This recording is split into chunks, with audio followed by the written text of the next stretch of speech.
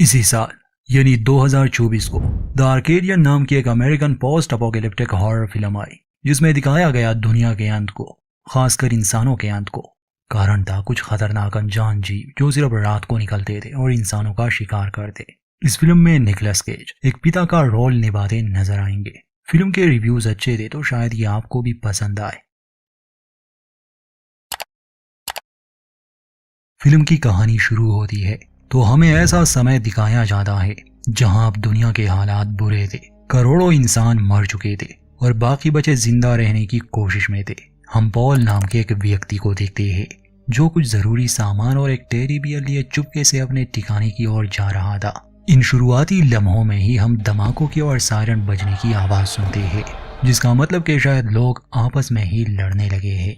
Paul शहर से निकलकर एक गांव में आता है। वहां एक केबिन था और केबिन में उसके 2 बच्चे थे जो कि जुड़वा थे। अब हो सकता है पॉल की पत्नी किसी हादसे के कारण चल बसी हो और बच्चों की जिम्मेदारियां पॉल पर आ गई। खैर, पॉल अपने बच्चों का काफी ख्याल रखता है और यहाँ इस इलाके में ही रहने लग जाता है। अब कहानी में 15 साल गुजर गए। वो लड़के अब बड़े हो चुके थे। एक का नाम थॉमस और दूसरे का जोसेफ था। अब दुनिया पहले जैसी तो नहीं रही। बिजली नहीं थी, कोई किसी से संपर्क नहीं कर सकता था। हॉस्पिटल, पुलिस, सरकार सब खत्म हो चुके थे। हर किसी को अपनी रक्षा खुद ही करनी थी। मगर खतरा सिर्फ एक दूसरे से नहीं था, बल्कि उन खतरनाक चीजों से था जो रात को निकलते थे। वैसे तो इन लोगों ने घर को काफी सुरक्षित बना लिया था। जैसे शाम होने से पहले ये हर उस जगह को बंद कर देते जिससे कोई चीज अंदर आ सकती थी। हम देखते हैं कि जोसेफ घर में है और पॉल बाहर थॉमस का इंतजार कर रहा है, क्योंकि कभी कभी वो पड़ोसियों के यहाँ जाता था खेतों में काम करने के लिए। पॉल वहाँ परेशान खड़ा था क्योंकि अंधेरा होते ही खतरा बढ़ जाता है। इससे पहले कि पॉल अपने बेटे को लेने चला जाए, थॉमस घर की ओर भाग रहा था। पॉल उस पर गुस्सा करता है कि तुमने देर कर दी, अब जल्दी से अंदर चलो। अंदर आते ही ये घर के सभी खिड़कियों और दरवाजों को अच्छी तरह से बंद कर देते हैं। रात का खाना खाते समय दोनों भाई एक दूसरे से लड़ने लगे, जिस पर पॉल उन्हें रोकता है, डांटता है कि जानवरों की तरह व्यवहार मत करो। खाना खाने के बाद ये सभी एक साथ बैठे हुए थे और जोसेफ शतरंज खेलना सीख रहा था। तब कोई चीज दरवाजे को खोलने की कोशिश करती है। पॉल और थॉमस दरवाजे को मजबूती से पकड़ लेते हैं ताकि ये खुल ना जाए। 3 बार ऐसा होता है जब कोई दरवाजे पर जोर जोर से मारता है। फिर सब शांत हो गया, मगर जोसेफ अपनी जगह से नहीं उठा, जिस पर थॉमस गुस्से से पूछता है कि तुमने हमारी मदद क्यों नहीं की। तो जोसेफ जवाब देता है कि दरवाजा अच्छे से बंद था, वो इसे नहीं खोल सकते थे, मगर मैंने ध्यान दिया जब 3 बार उन्होंने दरवाजे पर मारा। पहली बार हमें डराने के लिए था जो 10 सेकंड तक चला। दूसरी बार वो दरवाजे को तोड़ने की कोशिश कर रहे थे जिसमें वो नाकाम रहे। और तीसरी बार उन्होंने सिर्फ 1 सेकंड के लिए दरवाजे पर मारा क्योंकि वो दरवाजे को नहीं तोड़ पाए और वो निराश थे। फिल्म की कहानी में इन राक्षसों की ज्यादा जानकारी नहीं दी गई कि ये कहां से आए, पर जितनी भी है वो आगे हम जान जाएंगे। ये सिर्फ रात को ही निकलते थे, दिन के समय इन लोगों को ज्यादा खतरा नहीं होता। इसलिए जैसे ही सुबह होती है तो पॉल बाहर जाकर दरवाजे की जांच करता है। उस पर पंजों के निशान थे। इसे तोड़ने की बहुत कोशिश की गई थी। दरवाजे के खाली जगहों में बहुत से कीड़े भी थे, इसलिए पॉल उसे खोल देता है ताकि उसे और मजबूत बना सके।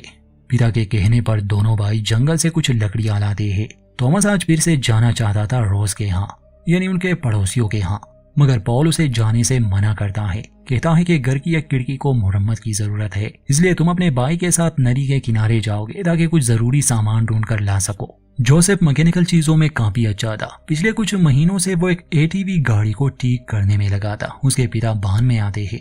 ये देखकर वो काफी इम्प्रेस हुए, मगर अभी तक जोसेफ से वो गाड़ी स्टार्ट नहीं हुई थी। बाकी उसने रिपेयर कर दी थी। पॉल पूछता है कि तुम गाड़ी को क्यों ठीक करना चाहते हो, जिस पर जोसेफ जवाब देता है कि मैं अपनी पूरी जिंदगी यहाँ नहीं बिताना चाहता डर के साए में। पॉल उसे हौसला देता है कि मुझे भी उम्मीद है कि कोई ना कोई फिर से हमारी इस दुनिया को ठीक कर लेगा।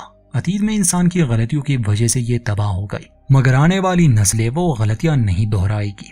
फिर पॉल उस गाड़ी के रिलेज बदलता है जिससे वो तुरंत स्टार्ट हो गई। ये देखकर जोसेफ हैरान भी था और खुश भी, क्योंकि वो कई महीनों से इस पर काम कर रहा था। इसके बाद पॉल उसे चलाना सिखाता है और जब वो सीख जाता है पॉल दोनों भाइयों को नदी के किनारे भेज देता है ताकि वो कुछ जरूरी सामान ढूंढ कर ला सके। थॉमस नाराज था क्योंकि उसे रोज के घर जाना था और उसके पिता ने जाने नहीं दिया। जोसेफ कहता है कि कोई बात नहीं, मुझे तुम्हारी मदद की जरूरत नहीं, अगर तुम जाना चाहते हो तो जा सकते हो। तो जोसेफ कहता है कि ठीक है, तुम अकेले ही चले जाना। मुझे यहीं छोड़ दो, वापस आते समय हम दोनों एक साथ घर चले जाएंगे। इसलिए जोसेफ अकेले ही एटीवी में नदी के किनारे चला गया। अक्सर जब थॉमस रोज के यहाँ आता उसे जंगल में गड्ढे को पार करना होता। खैर रोज के यहाँ पहुंचकर हम दर्शक ये जान पाते हैं कि यहाँ एक छोटी सी कम्युनिटी है जो अपनी सुरक्षा का बहुत ख्याल रखते हैं। उनमें से कोई ना कोई हर समय एंट्रेंस पर हथियार लिए पहरा देता है। थॉमस चूंकि यहाँ आता रहता था इसलिए उसे अंदर आने दिया गया। असलियत ये थी कि थॉमस को खेत में काम करने में दिलचस्पी नहीं थी, बल्कि यहाँ रोज की बेटी शार्लेट थी। ये दोनों एक दूसरे को पसंद करते थे। यहाँ आने की वजह बस यही थी। आते ही शार्लेट उसे एक पेड़ के पास ले जाती है, जहाँ वो उसे बताती है कि बचपन में मुझे बस यही तक आने की इजाजत थी, इससे आगे नहीं। फिर दोनों दुनिया के अंत के बारे में बात करते हैं, जहाँ शार्लेट की बातों से हम जान पाते हैं कि जब पहली बार इस तबाही की शुरुआत हुई थी तो वो एक विशाल कीड़े से हुई जिसने कई इंसानों को संक्रमित किया। फिर ये जीव जो आकार में काफी बड़े थे ये और ज्यादा होने लगे और आहिस्ता आहिस्ता धरती से इंसानों का नामो निशान मिटने लगा। फिल्म में ये जानकारी नहीं कि ये जीव कोई एलियन जीव है जो अंतरिक्ष से आए हैं या फिर ये धरती पर ही बना इंसान की गलतियों की वजह से, क्योंकि हर दिन पॉल्यूशन बढ़ रहा है। जो भी हो पर अब इंसानों के लिए सब कुछ पहले जैसा नहीं रहा। दूसरी तरफ हमें जोसेफ दिखाया जाता है जो नदी के किनारे खराब बोट में जाकर कुछ सामान लेने वाला था, मगर उस पर छोटे कीड़े हमला कर देते हैं, इसलिए उसे बाहर निकलना पड़ा। शाम होने से पहले ही वो घर लौटना चाहता था, इसलिए सब कुछ छोड़कर वो घर की ओर आने लगा। थॉमस ने जहाँ कहा था वो वहाँ उसका इंतजार भी करता है, मगर थॉमस वहाँ नहीं आता तो जोसेफ को लगा शायद वो पहले ही घर जा चुका हो। वहाँ घर पर पॉल को अपने बेटों की फिक्र होने लगी थी। अंधेरा होने से पहले जोसेफ तो घर पहुंच गया मगर थॉमस नहीं, और ये जानकर जोसेफ को भी फिक्र होने लगी कि उसका भाई अभी तक लौट के नहीं आया। इसलिए उसे अपने पिता को सच बताना ही पड़ा कि वो मेरे साथ नहीं गया था, बल्कि रास्ते में उतरकर रोज के यहाँ गया। जब थॉमस घर वापस आ रहा था तो गलती से वो उस गड्ढे में गिर गया जिसे हर रोज उसे पार करना पड़ता था। उसमें गिरते ही वो बेहोश हो गया। पॉल जोसेफ को घर पर रहने का कहता है और खुद थॉमस को ढूंढने निकल जाता है। अब रात हो चुकी थी, तब तक थॉमस को भी होश आ चुका था, मगर वो बुरी तरह फंस चुका था। पॉल उसे ढूंढने आया। वो आवाज लगाता है। पॉल कहता है कि मैं यहाँ हूँ नीचे, मैं गिर गया था और फिर होश में नहीं रहा इसलिए देर हो गई। पॉल किसी तरह नीचे पहुंच जाता है, मगर अब बाहर जाना खतरे से खाली नहीं था, इसलिए वो अपने बेटे से कहता है कि हमें सुबह तक यहीं रहना होगा। वहाँ घर पर जोसेफ अकेला था और उसने दरवाजे को भी सही से बंद नहीं किया था। तो जब वो सो रहा था तो वो जीव दरवाजे के होल में अपना हाथ निकालकर थॉमस को मारने की कोशिश करता है। हालांकि उस जीव का हाथ काफी लंबा था, मगर वो फिर भी उस तक नहीं पहुंच पा रहा था। तो वो धीरे से दरवाजा खोलता है और जैसे ही वो जोसेफ पर झपटने वाला था, जोसेफ ने तुरंत एक रस्सी खींची और वो जीव को एक पिंजरे में कैद कर देता है। असल में वो सोया नहीं था, उसने इस जीव के लिए एक जाल बिछाया था। उसका मकसद था इन चीजों को स्टडी करना, पर अपने पिता के रहते उसे ये मौका नहीं मिल सकता था, इसलिए जब वो घर पर नहीं था उसने ये कदम उठाया। पॉल और थॉमस अभी तक उस गुफा में छुपे हुए थे, सुबह होने का इंतजार कर रहे थे, मगर जल्द ही उन्हें एहसास हुआ कि वो अकेले नहीं, क्योंकि वो जगह उन दानवों से भरी पड़ी थी। वो जमीन से निकलते थे। पॉल के पास एक डायनामाइट था। अपने बेटे की जान बचाने के लिए जैसे ही वो उसे ब्लास्ट कर देता है, वहाँ मौजूद वो उन दानवों को तो खत्म कर देता है, मगर इस धमाके के कारण पॉल भी काफी घायल हो गया। इसके बाद वो होश में ही नहीं रहा। थॉमस अपने पिता को गुफा से बाहर निकाल देता है। अगली सुबह जोसेफ इन्हें ढूंढते हुए जंगल में आया। अपने पिता को जख्मी हालत में देखकर उसे बहुत दुख हुआ। ये दोनों उसे घर ले आते हैं, मगर इनके पास कोई दवा नहीं थी, ना ही ये जानते थे कि वो कैसे अपने पिता का इलाज करे। घर आने के बाद थॉमस उस पिंजरे को देख लेता है जिसमें कल रात जोसेफ ने उस जीव को कैद किया हुआ था। वो हैरानी से पूछता है कि तुमने ये कैसे किया? तो जोसेफ बताता है कि मैंने जाल बिछाया था और मैं ही चारा बना। थॉमस कहता है कि उस गुफा में मैंने काफी दानवों को मार दिया, मैं इसे भी मार सकता हूँ क्योंकि ये जीव रोशनी में जिंदा नहीं रह सकते, इसलिए जोसेफ ने उस पिंजरे पर एक कपड़ा डाल दिया था। खैर अपने भाई के कहने पर जैसे ही वो उसे बाहर निकाल देता है, वो जीव रोशनी से छुपने की कोशिश कर रहा था, मगर ये दोनों भाई उसे खत्म कर देते हैं। इससे जोसेफ को दुख भी हुआ क्योंकि वो चाहता था कि वो इन चीजों को समझने की कोशिश करे। जोसेफ कहता है कि मुझे कुछ ठीक नहीं लग रहा, ये चीजें समझदार है और हर दिन ये सीख रहे हैं। इनके पिता अभी भी बेहोश थे और उनकी हालत बदतर थी, इसलिए थॉमस अपने भाई को सलाह देता है कि हमें रोज के यहाँ जाना चाहिए, उनके पास मेडिसिन है, वो हमारी मदद कर सकते हैं।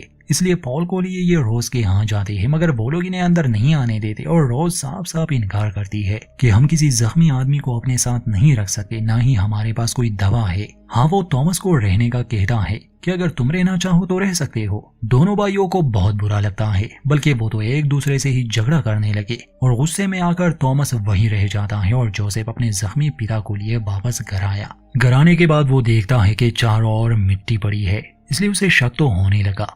वहाँ शार्लेट थॉमस को अपने रूम में ले आई, जहाँ वो दोनों किस करते हैं, मगर शार्लेट के पिता ये देखकर गुस्सा हो गए, इसलिए वो शार्लेट को बाहर भेज देते हैं। थॉमस बस दवा के लिए आया था, वो अपने पिता और भाई को अकेले नहीं छोड़ना चाहता था। चोरी करते समय जब शार्लेट उसे देख लेती है तो वो खुद उसकी मदद करती है, मगर जब थॉमस निकल रहा था तब एक आदमी उसे रोकता है जो इसी कम्युनिटी का था। वो और उसके दो साथी थॉमस को फार्म हाउस में बांध देते हैं और रात को वो उसे मारने वाले थे, मगर तभी जमीन से वो जीव बाहर निकलना शुरू हो गए और सभी पर हमला करने लगे। शार्लेट के माता पिता ये आवाजें सुनकर जाग गए, मगर बहुत देर हो चुकी थी। वो जीव घर में दाखिल हो चुके थे और उन्होंने शार्लेट के माता पिता को भी मार दिया। किसी तरह शार्लेट बच गई। गन लिए वो फार्म हाउस में आती है जहाँ थॉमस अभी भी बंधा हुआ था, इसलिए शार्लेट उसे चुनाती है। वहाँ घर पर जोसेफ को पता चला कि अब ये जीव जमीन खोदकर घर के अंदर आना सीख चुके हैं, और ये तब उसे पता चला जब उसे घर के फर्श में गड्ढा नजर आया, इसलिए वो उसे सामान से भरने लगा। थोड़ी देर बाद थॉमस और शार्लेट भी वहां आ गए। वो घबराए हुए थे। थॉमस अपने भाई से माफी मांगता है और वो मेडिसिन उसे देता है जो वो रोज के घर से ले आया था। ये जानकर जोसेफ को भी काफी बुरा लगा कि वहाँ सब मारे गए। इतने में उनके पिता को भी होश आ गया, मगर वो बहुत कमजोर थे। जोसेफ अपने पिता से कहता है कि वो जीव अब जमीन खोदकर अंदर आने लगे हैं, बताए हम क्या करें। तो उसके पिता जवाब देते हैं कि हमें लड़ना होगा। इसके तुरंत बाद ही जोसेफ बांध से गैसोलीन ले आता है और पूरे घर में छिड़क देता है, क्योंकि अब ये जगह सुरक्षित नहीं थी। ये अपने कुत्ते को वहीं छोड़ देते हैं और जैसे ही ये लोग घर आए थोड़ी देर बाद वहाँ दानवों का हमला होता है। उनकी तादाद बहुत ज्यादा थी। जोसेफ का इरादा था कि हम फ्रीजर में छुप जाएंगे, धमाके की वजह से ये सारे दानव मर जाएंगे और शायद हम सुरक्षित रहे। तो ये कमरे में गए। तब तक पॉल भी उठ चुका था, मगर इन लोगों को समय मिले और वो आग जलाए, इसलिए वो पीछे रह जाता है, क्योंकि अगर वो ऐसा ना करता तो ये सभी मारे जाते। अपना बलिदान देकर वो घर को उड़ा देता है, जिससे ये लोग तो जिंदा रहे। धमाके के बाद ये लोग उस फ्रीजर से निकलकर भागने लगे, क्योंकि वो चीजें अब भी पीछा कर रही थी, मगर उन्होंने आग पकड़ ली, जिस वजह से वो इन तक पहुंच नहीं पाते और ये बच जाते हैं। अगली सुबह ये फैसला करते हैं कि ये यहाँ से कहीं दूर चले जाएंगे। हालांकि ये एक अच्छा आइडिया नहीं था, क्योंकि ये जीव हर जगह है, पर इन्हें उम्मीद थी कि कोई इनकी मदद करे, इन्हें अपने साथ रखे। और इसी के साथ ही उस गाड़ी में बैठकर निकल जाते हैं और फिल्म का अंत होता है। तो ये थी दोस्तों आर्केडियन 2024 फिल्म की एक्सप्लेनेशन। ये अमेज़न प्राइम पर देखने के लिए अवेलेबल है। पिछले 2-3 सालों में निकोलस केज की काफी फिल्में आई, जिनमें से कुछ अच्छी नहीं थी।